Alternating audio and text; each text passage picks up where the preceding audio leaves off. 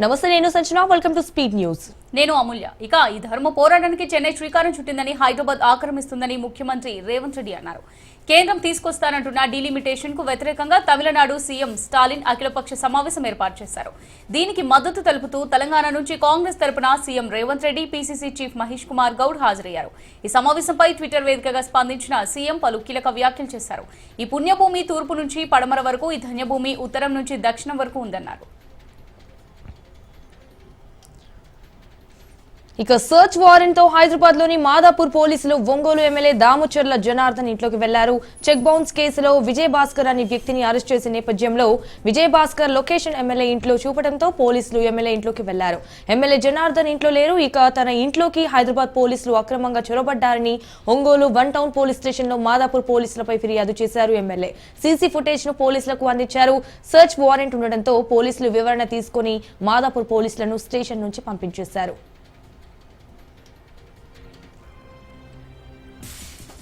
కేసీఆర్ కుటుంబం కోటీశ్వర్లు అయిపోయిందన్నారు కేంద్ర మంత్రి బండి సంజయ్. కరీంనగర్ వేదికగా డీలిమిటేషన్ మీటింగ్ పై విమర్శలు గుప్పించారు. అధికార కాంగ్రెస్, విపక్ష బీఆర్ఎస్ పై మండిపడ్డారు. బీదర్లో బీఆర్ఎస్ అగ్రనేతలకు ప్రింటింగ్ ప్రెస్లు ఉన్నాయన్నారు. అక్కడ బీఆర్ఎస్ నేతలు దొంగ నోట్లు ముద్రిస్తారని, ఎన్నికలప్పుడు బీఆర్ఎస్ వాళ్ళు పంచింది దొంగ నోట్లేనన్నారు. ఇక తెలంగాణ విద్యా కమిషన్లో అర్బన్ నక్సల్స్ ఉన్నారన్నారు బండి సంజయ్. ప్రభుత్వ భూములమ్మి జీతాలు ఇచ్చే పరిస్థితి తెచ్చిందన్నారు. కమిషన్ ఇచ్చిన వారికే చెల్లింపులు జరుగుతున్నాయని విమర్శించారు. డీలిమిటేషన్ మీటింగ్ పై కేంద్ర మంత్రి కిషన్ రెడ్డి విమర్శలు గుప్పించారు. కాంగ్రెస్, బీఆర్ఎస్ నిజస్వరూపం బయటపడిందన్నారు. అధికారం కోసం 2 పార్టీలు తహతలాడుతున్నాయన్నారు. లేని డీలిమిటేషన్ పై స్టాలిన్ తో కలిసి రాద్ధాంతం చేస్తున్నారని ఫైర్ అయ్యారు. ఇక దక్షిణాదిలో బీజేపీ బలపడొద్దని కుట్ర చేస్తున్నారన్నారు. ఇంకా జనాభా లెక్కల సేకరణ జరగలేదని, దక్షిణాదికి అన్యాయం జరుగుతుందనేది తప్పుడు ప్రచారమని చెప్పారు. ప్రభుత్వ వ్యతిరేకతను డైవర్ట్ చేసేందుకే భాష డీలిమిటేషన్ ను స్టాలిన్ తెరపైకి తెచ్చారని చెప్పుకొచ్చారు. దక్షిణాది అభివృద్ధికి బీజేపీ చిత్తశుద్ధితో ఉందన్నారు కిషన్ రెడ్డి.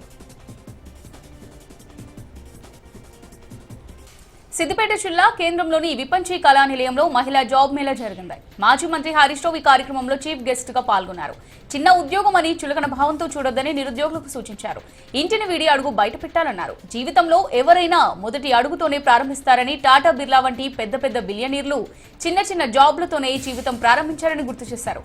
ఎవరి కాలపై వారు నిలబడ్డప్పుడు మాత్రమే ప్రశ్నించగలుగుతామన్నారు.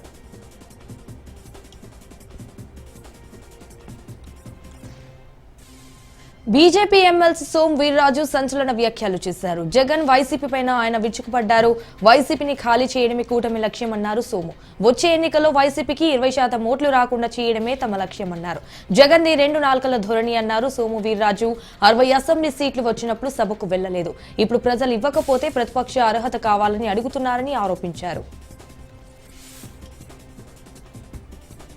సత్యసాయి జిల్లా మడకసిరలో అవినీతి రెవెన్యూ అధికారులకు ఎమ్మెల్యే ఎంఎస్ రాజు మాస్ వార్నింగ్ ఇచ్చారు. పేద, బడుగు, బలహీన వర్గాల నుంచి డబ్బులు వసూలు చేయాలని చూస్తే కఠిన చర్యలు తప్పవన్నారు. మడకసిరలో రెవెన్యూ అధికారులు సమీక్ష నిర్వహించారు. సమావేశంలో వీఆర్ఓలపై మరింత ఆగ్రహం వ్యక్తం చేశారు ఎమ్మెల్యే. అర్హులైన ప్రతి పేదవాడికి పార్టీలకు అతీతంగా డబ్బు తీసుకోకుండా ఇల్లు మంజూరు చేయాలని ఎంఎస్ రాజు సూచించారు. రాజన్న సిరిసిల్ల జిల్లా వేములవాడ నియోజకవర్గంలో అకాల వర్షానికి దెబ్బతిన్న పంటలను ప్రభుత్వ విప్ వేములవాడ ఎమ్మెల్యే ఆది శ్రీనివాస్ పరిశీలించారు. చందుర్తి, కోనరావుపేట, వేములవాడ, రుద్రంగి మండలాల పరిధిలో వడగళ్ల వర్షం వల్ల దెబ్బతిన్న పంట పొలాలను రైతులను పరామర్శించి ఆందోళనకు గురి కావద్దన్నారు. పంట చేతికొచ్చే సమయంలో రైతులు నష్టపోయారని అన్నారు. 2 రోజుల్లో నివేదిక తయారు చేసి ప్రభుత్వానికి పంపాలని అధికారులను ఆదేశించినట్టు ఆది శ్రీనివాస్ వెల్లడించారు. ఇక నష్టపోయిన రైతులందరినీ ఆదుకుంటామని ఎమ్మెల్యే ప్రభుత్వ విప్ ఆది శ్రీనివాస్ హామీ ఇచ్చారు. తన అభిమానిని ఫోన్లో పరామర్శించారు నటుడు ఎమ్మెల్యే బాలకృష్ణ. చిత్తూరు జిల్లా కుప్పంకు చెందిన మూర్తి యాదవ్ అనే వ్యక్తి నెల రోజుల క్రితం రోడ్డు ప్రమాదానికి గురై కాలుకు ఆపరేషన్ చేయించుకుని రెస్ట్ తీసుకుంటున్నాడు. మూర్తి యాదవ్ నందమూరి బాలకృష్ణకు వీరాభిమాని. అయితే నందమూరి అభిమాన సంఘం నాయకుల ప్రత్యేక చొరవతో ఎమ్మెల్యే బాలకృష్ణ మూర్తి యాదవ్ కు ఫోన్ చేసి పరామర్శించారు. అతని కుటుంబ సభ్యులను సైతం ఫోన్లో యోగక్షేమాలు అడిగి తెలుసుకున్నారు. తమ అభిమాన కథానాయకుడు ఫోన్ చేయడంతో మూర్తి యాదవ్ కుటుంబ సభ్యులు ఆనందం వ్యక్తం చేశారు. బీఆర్ఎస్ వర్కింగ్ ప్రెసిడెంట్ మాజీ మంత్రి కేటీఆర్ కాంగ్రెస్ ప్రభుత్వంపై ఎక్స్ వేదికగా తీవ్ర స్థాయిలో విమర్శలు గుప్పించారు. ఎక్కని గుడి లేదు, మొక్కని దేవుడు లేడు, చేయని శపథం లేదు, ఆడని అబద్ధం లేదన్నారు. ఒకటా రెండా అక్షరాల 420 అబద్ధపు హామీలు ఇచ్చారన్నారు. నిండు శాసనసభ సాక్షిగా తెలంగాణ రైతన్న గుండెలపై గుణపం దింపిన ఇందిరమ్మ రాజ్యమని, చట్టసభల సాక్షిగా వరంగల్ డిక్లరేషన్ కు తూట్లు పొడిచిన కపట కాంగ్రెస్ అంటూ కేటీఆర్ ట్విట్టర్ వేదికగా విరుచుకుపడ్డారు.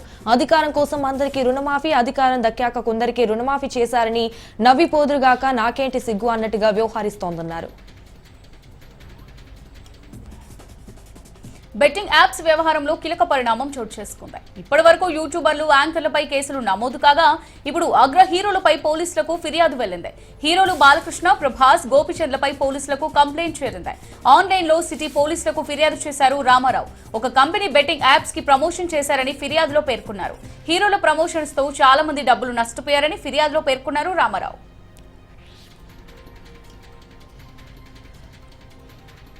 తనపై నమోదైన ఏసీబీ కేసుపై మాజీ మంత్రి విడుదల రజని స్పందించారు. కూటమి ప్రభుత్వం తనపై కక్ష కట్టిందన్నారు. ఆధారాలు లేకుండా కేసులు పెడుతోందన్నారు. బీసీ మహిళ రాజకీయంగా ఎదగడాన్ని తట్టుకోలేకపోతున్నారని, అక్రమ కేసులకు భయపడనన్నారు. న్యాయ పోరాటం చేస్తానని కూడా ట్వీట్లో పేర్కొన్నారు విడుదల రజని. మనోధైర్యాన్ని దెబ్బతీయాలని కుట్రలు చేస్తున్నారని, వ్యక్తిత్వాన్ని హరించాలనే కుయుక్తులు పన్నుతున్నారని విడుదల రజని ఎక్స్ వేదికగా ఆమె విమర్శలు గుప్పించారు. ఏపీ మాజీ మంత్రి విడుదల రజనిపై ఏసీబీలో కేసు నమోదైంది. ఎడ్లపాడులోని స్టోన్ క్రషర్ యజమానిని బెదిరించి 2,20,00,000 అక్రమంగా వసూలు చేశారని ఆరోపించారు. విడుదల రజని అప్పటి గుంటూరు ఆర్వీ ఈవో ఐపీఎస్ అధికారి పల్లె జాషువా సహా మరికొందరిపై కేసు తీశారు. దీనిపై మాజీ మంత్రి విడుదల రజని ఘాటుగా స్పందించారు. ఇప్పటి వరకు ఫిర్యాదుదారులను చూడలేదని, ఇదంతా టీడీపీ ప్రేరేపిత రాజకీయమన్నారు. ఎన్ని కేసులు పెట్టినా సరే ధైర్యంగా ఎదుర్కొంటారని సవాల్ విసిరారు.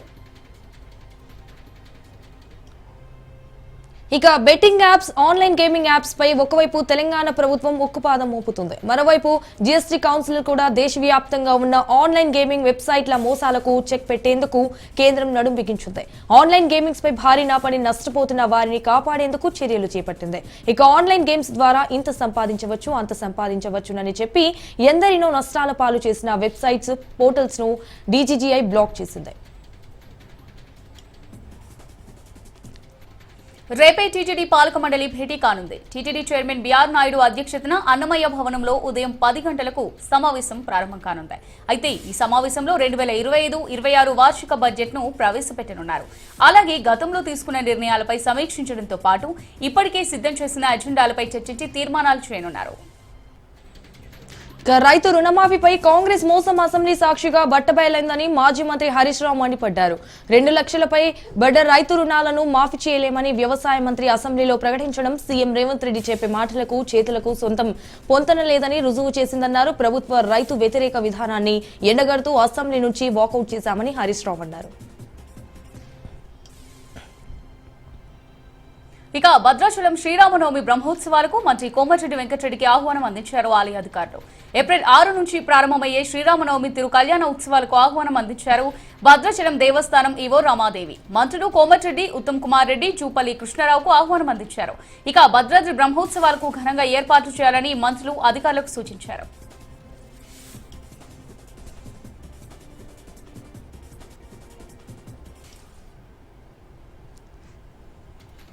మెదక్ జిల్లా కలెక్టర్ రాహుల్ రాజ్ రామాయంపేట బస్టాండ్ వరకు సైకిల్ పై వెళ్లి బస్టాండ్ ను ఆకస్మికంగా తనిఖీ చేశారు. అనంతరం అక్కడి నుంచి తిరుగు ప్రయాణంలో ఆర్టీసీ బస్సులో మెదక్ చేరుకున్నారు. రామాయంపేట బస్టాండ్ లో శుభ్రతకు సంబంధించి ఆర్టీసీ డీఎంకు పలు సూచనలు చేశారు. ఆర్టీసీ బస్సులో ప్రయాణిస్తూ మహాలక్ష్మి పథకం గురించి మహిళలను అడిగి ఆరా తీశారు. శ్రీ సత్యసాయి జిల్లా సోమందేపల్లి మండలంలో మంత్రి సవిత వివిధ అభివృద్ధి కార్యక్రమాల్లో పాల్గొన్నారు. శ్రీహరత నగర్ లో 30.5 లక్షలతో నిర్మించిన సిసి రోడ్డును ప్రారంభించారు. హిందూపురం పార్లమెంట్ టీడీపీ కార్యదర్శి నీరుగంటి చంద్రశేఖర్, కన్వీనర్ సిద్దలింగప్ప ఆధ్వర్యంలో పలు అభివృద్ధి పనుల శిలాఫలకాలు ఆవిష్కరించారు. ద్వారకామయ్యి నగర్ లో 29 లక్షలతో సిసి రోడ్డు, డ్రైనేజీ, సప్తగిరి కాలనీలో 40 లక్షలతో నిర్మించిన సిసి రోడ్, డ్రైనేజీలను ప్రారంభించారు. అభివృద్ధి లక్ష్యంగా కూటమి ప్రభుత్వం పనిచేస్తోందని ఆమె అన్నారు. సిద్దిపేట జిల్లా హుస్నాబాద్ తిరుమల గార్డెన్స్ లో వెనుకబడిన తరగతుల అభివృద్ధి శాఖ ఆధ్వర్యంలో కల్లు గీత కార్మికులకు కాటమయ్య రక్షక కవచములను మంత్రి పంపిణీ చేశారు. అంతకుముందు కాటమయ్య రక్షక కవచాలు ఎలా ఉపయోగించాలనే దానిపై శిక్షకులు వివరణ ఇచ్చారు. హుస్నాబాద్ నియోజకవర్గంలో మొదటి దశలో 300, రెండవ దశలో 500 కిట్స్ పంపిణీ చేయడం జరిగిందని కూడా మంత్రి తెలిపారు. మొదటి దశలో 10,000, రెండవ దశలో 10,000 పంపిణీ జరుగుతుందని, మూడవ దశలో కూడా 10,000 పంపిణీ చేస్తామన్నారు. శిక్షణ ఇచ్చిన తరువాతనే కాటమయ్య కిట్స్ పంపిణీ జరుగుతుందన్నారు. పలమనేరు ఎమ్మెల్యే అమర్నాథ్ రెడ్డి మాటలు హాట్ టాపిక్ గా మారాయి. టీడీపీ నాయకుడి హత్య అనంతరం వారి కుటుంబాన్ని పరామర్శించారు. ఆయన హత్యకు పోలీసులే కారణమని అమర్నాథ్ రెడ్డి ఘాటు వ్యాఖ్యలు చేశారు. ఇప్పటికీ వైసీపీకి పనిచేస్తున్న పోలీసులు ఉన్నారని నిప్పులు చెరిగారు.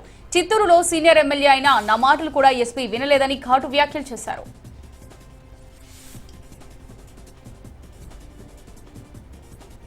ఆధోని మున్సిపల్ చైర్మన్ శాంతమ్మ జగనన్న తనకు న్యాయం చేయాలని కోట్ల కూడలిలో 4 రోజులుగా దీక్ష చేపట్టారు.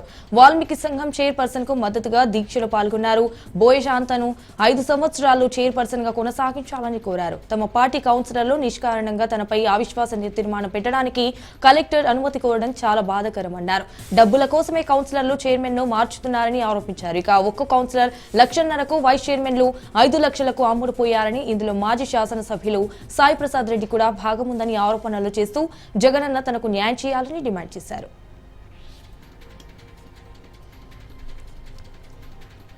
డీలిమిటేషన్ పేరుతో దక్షిణాది రాష్ట్రాలను పూర్తిగా నిర్వీర్యం చేయాలని మోదీ చూస్తున్నారని సిపిఎం రాష్ట్ర కార్యదర్శి జాన్ విస్లీ అన్నారు.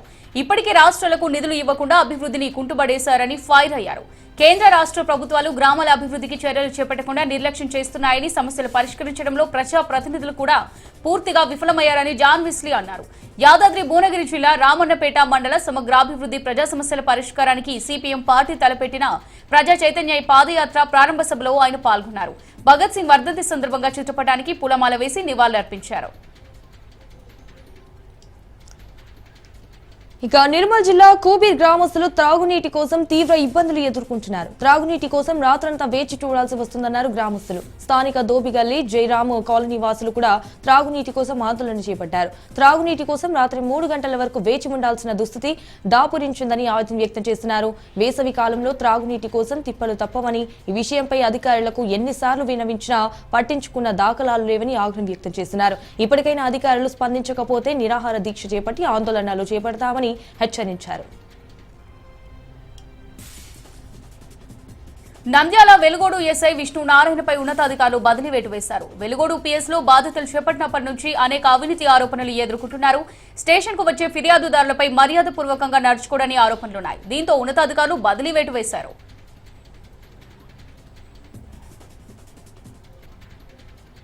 ఖమ్మం జిల్లా ఏదులాపురం మున్సిపాలిటీలో మంత్రి పొంగులేటి శ్రీనివాసరెడ్డి పర్యటించారు. గుర్రాలపాడు నుంచి కోట నారాయణపురం వరకు బీటీ రోడ్ల నిర్మాణానికి శంకుస్థాపన చేశారు. అనంతరం గుదిమళ్లలో జరుగుతున్న తిరుపతమ్మ తల్లి జాతరకు హాజరయ్యారు. ప్రత్యేక పూజా కార్యక్రమాల్లో పాల్గొన్నారు. ఇక ఆలయ నిర్వాహకులు ఆలయ మర్యాదలతో మంత్రి పొంగులేటిని ఘనంగా సత్కరించారు. ఎన్నికల కుట్రలో భాగంగానే మేడిగడ్డ బ్యారేజ్ కి పర్యవాసిందని కాంగ్రెస్, బీజేపీ పార్టీలు కుట్ర పన్నాయని ఎమ్మెల్సీ కవిత తీవ్ర వ్యాఖ్యలు చేశారు. కేంద్ర ప్రభుత్వ జాతీయ డ్యామ్ సేఫ్టీ అథారిటీ వాళ్ళు వచ్చి ఒక్కరోజులోనే పడవలో దిగి ఫోటోస్ తీసి ఇలా అయిందని చెప్పారు. మరి ఎస్ఎల్బీసీ ప్రమాదం జరిగితే ఎందుకు రావడం లేదని కవిత ప్రశ్నించారు. దీని వెనుక ఉన్న కుట్ర కూడా మనం అర్థం చేసుకోవాలన్నారు. కాళేశ్వరం నీళ్లు తెలంగాణ ప్రజలకు రాకుండా చేస్తున్నారని కవిత ఆగ్రహం వ్యక్తం చేశారు. ఏలూరు పార్లమెంటు నియోజకవర్గం పరిధిలో సమస్య ఏదైనా పరిష్కరించడానికి తాను ఎప్పుడు ముందుంటానని ఎంపీ పుట్టా మహేష్ కుమార్ హామీ ఇచ్చారు. శాంతినగర్లో కార్యాలయంలో రైల్వే, ఎన్హెచ్, ఆర్అండ్బి శాఖల ఉన్నతాధికారులతో ఎంపీ మహేష్ కుమార్ సమీక్ష సమావేశం నిర్వహించారు. ప్రధానంగా ఉంగుటూరు, దెందులూరు నియోజకవర్గంలోని రైల్వే, జాతీయ రహదారులు, ఆర్అండ్బి రహదారుల్లో చేపట్టాల్సిన అభివృద్ధి పనులకు సంబంధించిన నిధులు మంజూరు చేయాలని కూడా ఇప్పటికే కేంద్ర మంత్రులను విజ్ఞప్తి చేసినట్లు ఎంపీ మహేష్ కుమార్ తెలిపారు. గుంటూరు హోటల్ సింధూరులో జరిగిన సమావేశంలో మందకృష్ణ మాదిగ హాజరయ్యారు. ఎస్సీ వర్గీకరణ రిజర్వేషన్లను వైసీపీ సామాజిక న్యాయపరంగా చూస్తుందా లేక దళితుల మధ్య చిచ్చు పెట్టాలని చూస్తుందా అని పార్టీ అధినేత మాజీ ముఖ్యమంత్రి జగన్మోహన్ రెడ్డి స్పష్టత ఇవ్వాలని డిమాండ్ చేశారు. శాసనసభలో వర్గీకరణపై ఆమోదం జరిగిన తర్వాత ఆ తీర్మానం మీద వైసీపీ వైఖరి చెప్పదలుచుకుంటే నేరుగా జగన్మోహన్ రెడ్డి సమాధానం చెప్పాలని నొక్కి చెప్పారు. రాజస్థాన్ ఎస్ఆర్హెచ్ మధ్య మ్యాచ్ హైదరాబాద్ వేదికగా జరుగుతుంది. ఈ నేపథ్యంలో ఉప్పల్లో ఐపీఎల్ మ్యాచ్ టికెట్లు బ్లాక్ లో అమ్మడం నగరంలో కలకలం రేపింది. ఉప్పల్ మెట్రో స్టేషన్ వద్ద మ్యాచ్ కు సంబంధించిన టికెట్లను అమ్ముతున్న వ్యక్తిని ఎల్బీ నగర్ పోలీసులు అరెస్ట్ చేశారు. అతడి వద్ద నుంచి టికెట్లను స్వాధీనం చేసుకున్నారు.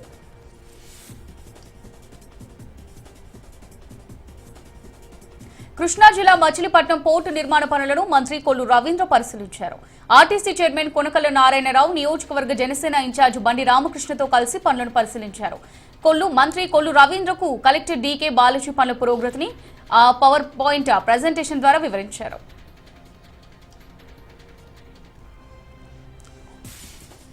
పల్నాడు జిల్లా సత్తెనపల్లి పట్టణంలోని ప్రభుత్వ ఏరియా వైద్యశాల అప్గ్రేషన్ లో భాగంగా 100 పడకల హాస్పిటల్ భవనం ప్రారంభించారు. ఆరోగ్య శాఖ మంత్రి సత్యకుమార్ యాదవ్ మంత్రికి ఘన స్వాగతం పలికారు. ఎమ్మెల్యే కన్నా లక్ష్మీనారాయణ కార్యక్రమంలో నర్సరావుపేట ఎమ్మెల్యే చెదలవాడ అరవింద్ బాబు పాల్గొన్నారు. ఇక సత్తెనపల్లి ప్రాంత ప్రజలందరికీ మెరుగైన వైద్య సేవలు అందించేందుకు 100 పడకల హాస్పిటల్ ఎంతో ఉపయోగకరంగా ఉంటుందని పల్నాడు డీసీహెచ్ఎస్ జిల్లా అధికారి రంగారావు తెలిపారు. పల్నాడు జిల్లా సత్తెనపల్లిలో ప్రధాన తపాలా కార్యాలయ నూతన భవన నిర్మాణానికి మంత్రి పెమ్మసాని చంద్రశేఖర్ శంకుస్థాపన చేశారు. పోస్టల్ శాఖకు చెందిన 48 సెంట్ల స్థలంలో ప్రధాన తపాలా కార్యాలయ నూతన భవన నిర్మాణానికి శంకుస్థాపన చేశారు. ఇక తపాలా శాఖ ఉద్యోగులకు మంత్రి ధన్యవాదాలు తెలిపారు. పోస్టల్ డిపార్ట్మెంట్ బలోపేతం కోసం కేంద్రం ప్రభుత్వం ఎంతగానో కృషి చేస్తుందని గుర్తు చేశారు. ఇక తపాలా శాఖ పథకాలకు గ్రామ స్థాయిలో అవగాహన కల్పించి ఏర్పాటు చేస్తామని హామీ ఇచ్చారు. సంగారెడ్డి జిల్లా ఆందోళ్ మండలం జోగిపేట ప్రభుత్వ ఆసుపత్రిలో అగ్ని ప్రమాదం చోటు చేసుకుంది. ఆసుపత్రికి సంబంధించిన సర్జికల్ స్టోర్ రూమ్ లో షార్ట్ సర్క్యూట్ వల్ల భారీగా మంటలు చెలరేగాయి. దీంతో ఆసుపత్రి సిబ్బంది, రోగులు తీవ్ర భయాందోళనకు గురయ్యారు. సర్జికల్ స్టోర్ రూమ్ లోని మందు సామగ్రి అగ్నికి ఆహుతయ్యాయి. సుమారు 20 లక్షల మెడిసిన్ స్టోర్ చేసినట్టు సిబ్బంది తెలిపారు. ఆసుపత్రి సిబ్బంది సమాచారంతో ఫైర్ సిబ్బంది ఘటనా స్థలానికి చేరుకుని మంటలను అదుపు చేశారు. నిర్మల్ జిల్లా బైన్సా పట్టణంలోని కిసాన్ కల్లిలో 25 లక్షల నిధులతో నిర్మించిన పశు వైద్యశాల భవనాన్ని ముథోల్ ఎమ్మెల్యే పవర్ రామారావు పటేల్ ప్రారంభించారు. వచ్చే సంవత్సరం 10 లక్షలతో రైతు శిక్షణా కేంద్రం కోసం భవనాన్ని నిర్మిస్తామన్నారు. కుబీర్, బాసరా, కల్లూరులో పశు వైద్యశాల భవనాల నిర్మాణానికి త్వరలో నిధులు మంజూరుకు కృషి చేస్తామని, అలాగే ఈ విషయాన్ని రాష్ట్ర ప్రభుత్వ దృష్టికి తీసుకెళ్తామన్నారు. ఎస్సీ వర్గీకరణ బిల్లుకు వ్యతిరేకంగా బాపట్ల జిల్లా పర్చూరులో దళిత సంఘాలు కథం తొక్కాయి. స్థానిక బొమ్మల సెంటర్ అంబేద్కర్ విగ్రహానికి పూలమాల వేసి ఆందోళన చేపట్టారు. కేంద్ర ప్రభుత్వం కూడా ఎస్సీ వర్గీకరణకు సానుకూలంగా ఉందని, ఎస్సీ వర్గీకరణ బిల్లును వెంటనే ఉపసంహరించుకోవాలని డిమాండ్ చేశారు. ఎస్సీ వర్గీకరణ చేయాలంటే ముందు కులగణన చేపట్టాలన్నారు. 1931 తర్వాత దేశంలో ఇప్పటి వరకు సమగ్ర కులగణన చేపట్టలేదన్నారు. వర్గీకరణ పేరుతో అన్నదమ్ములు కలిసి ఉన్న మాల, మాదిగల మధ్య ప్రభుత్వాలు చిచ్చు పెట్టడం సరైన పద్ధతి కాదని, ఎస్సీ వర్గీకరణపై ప్రభుత్వాలు మరోసారి పునరాలోచన చేయాలని పలు దళిత సంఘాల నేతలు డిమాండ్ చేశారు. కర్ణాటక రాష్ట్రం హుస్నూరులో మద్దురమ్మ రథోత్సవ వేడుకల్లో అపశృతి చోటు చేసుకుంది. బలమైన గాలుల వల్ల రథం నెలకొరింది. ఈ ప్రమాదంలో 2 మృతి చెందగా పలువురికి గాలయ్యాయి. ప్రతి ఏటా మాదిరిగానే ఈ ఏడాది కూడా మడ్డూరమ్మ ఉత్సవాలు నిర్వహించారు. అయితే ఉదయం ఊరేగింపు కార్యక్రమానికి వేల సంఖ్యలో భక్తులు తరలివచ్చారు. బెంగళూరు జాతీయ రహదారి ఎలక్ట్రానిక్ సిటీ వద్దకు రాగానే పెద్ద ఎత్తున గాలి దుమారం రేపింది. అయితే బలంగా గాలులు వీడియంతో రథం కూలిపోయింది. ఈ ప్రమాదంలో రథం కింద పడి 2 భక్తులు అక్కడికక్కడే ప్రాణాలు కోల్పోగా మరికొంతమంది తీవ్రంగా గాయపడ్డారు. సత్యసాయి జిల్లా కదిరి నియోజకవర్గంలో అకాల వర్షానికి మొక్కజొన్న పంట నేలకొరిగింది. వడగండ్ల వర్షం దాటికి తనకల్లులో చేతికొచ్చిన మొక్కజొన్న పంట నేలమట్టమైంది. వేల రూపాయలు పెట్టుబడి పెట్టి మొక్కజొన్న సాగు చేసిన రైతులకు కన్నీరే మిగిలింది. ఒక్కసారిగా వడగండ్ల వర్షం కురవడంతో తీవ్రంగా నష్టపోయిన రైతులు తమను ప్రభుత్వం ఆదుకోవాలని కోరుతున్నారు. జనగామ జిల్లా కేంద్రంలోని మెడికల్ కాలేజీలో రక్తదాన శిబిరం ఏర్పాటు చేశారు. చాలా మంది ప్రజలు రోడ్డు ప్రమాదంలో గాయపడి హాస్పిటల్కి వచ్చి బ్లడ్ అందుబాటులో లేకపోవడంతో తిరిగి వెళ్లిపోతున్నారని, ఇలా జరగకుండా మెడికల్ విద్యార్థులంతా కలిసి క్యాంప్ ఏర్పాటు చేశామన్నారు. జనగామ ప్రజలు బ్లడ్ డొనేషన్ చేయడానికి ముందుకు రావాలని కోరారు.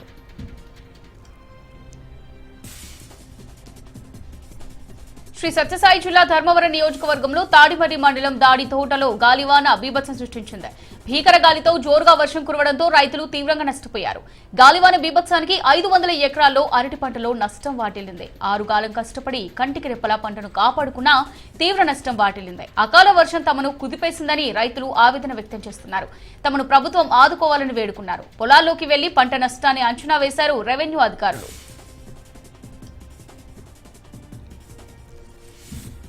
సత్యసాయి జిల్లా బుక్కపట్నం మండలం చిలకలగడ్డపల్లి కొట్టాలలో తాగునీటి ఎద్దడి నెలకొంది. దీంతో గ్రామస్తులు ఖాళీ బిందెలతో రోడ్లపైకొచ్చి నిరసన తెలియజేశారు. కొంతకాలంగా గ్రామంలో తాగునీటి సమస్య ఇబ్బందులు పడుతున్నామని ఆవేదన వ్యక్తం చేశారు. జస్టిస్ యశ్వంత్ వర్మ వ్యవహారంపై సుప్రీం సీజేఐకి నివేదిక అందింది. జస్టిస్ యశ్వంత్ వర్మ ఇంట్లో జరిగిన అగ్ని ప్రమాదంలో నోట్ల కట్టలు దొరికాయన్న ఆరోపణలపై నివేదిక అందించారు. సీజేఐ జస్టిస్ సంజీవ్ ఖన్నాకు ఢిల్లీ హైకోర్టు సీజే నివేదిక సమర్పించారు. 25 పేజీల నివేదికను Delhi high court CJ justice GK Upadhyaya సీజేఐకి సమర్పించారు. సీజేఐ జస్టిస్ సంజీవ్ ఖన్నాకు అందించిన నివేదికలో జస్టిస్ యశ్వంత్ వర్మ వివరణ ఇచ్చారు.